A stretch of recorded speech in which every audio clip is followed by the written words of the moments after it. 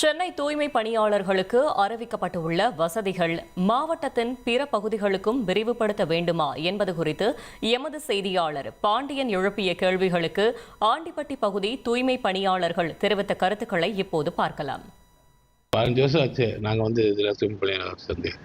மொத்தம் 5000 ரூபாய் சம்பளம் இல்லை, எங்களுக்கு பத்தாது. பிள்ளை ஊட்டிலாம் படிக்க வைக்கணும். மேலே கொண்டு இந்த வீடு வாசல் எதுவுமே இல்லை.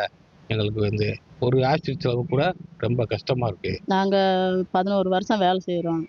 அதனால் எங்களுக்கு சம்பளம் கட்டாத சம்பளம் நகராட்சியில் எப்படி கொடுக்குறாங்களோ அந்த மாதிரி எங்களுக்கும் ஊதியம் வேணும். நாங்கள் இந்த தொற்று நோய்களுக்குள்ள வேலை செய்கிறோம். எங்களுக்கு சப்போஸ் ஏதாச்சும் ஒன்று ஆச்சுன்னா எங்கள் பிள்ளைகளுக்கு நீங்கள் இன்சூரன்ஸ் மாதிரி போட்டு கொடுக்கணுங்க சார். கஷ்டாத சம்பளத்துலேருந்து வேலை செய்கிறோம். 2600 ரூபாயிலேருந்து வேலை செய்கிறோம்.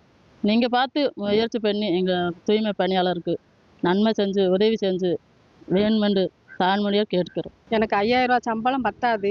என் பிள்ளைகளுக்கு படிக்க வைக்கிறது கூட பத்தலை.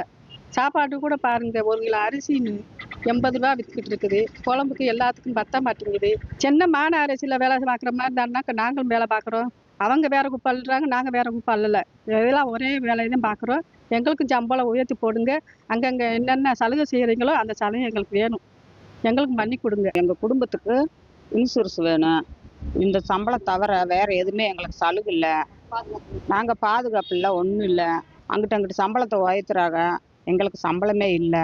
இந்த 5000 ரூபா சம்பளத்துக்கு 3 பேரை வேலை பார்க்குறோம். நாங்கள் இந்த வேலையை செஞ்சுட்டு எங்கள் பிள்ளை குட்டியை பார்க்குறதா, நாங்கள் அங்கிட்டு போகிறதா தெரியல. சென்னை தூய்மை பணியாளர்களுக்கு அறிவிக்கப்பட்டுள்ள சலுகைகள் குறித்து ஆண்டிப்பட்டி பகுதி தூய்மை பணியாளர்கள் தெரிவித்த கருத்துக்களை இப்போது பார்த்தோம்.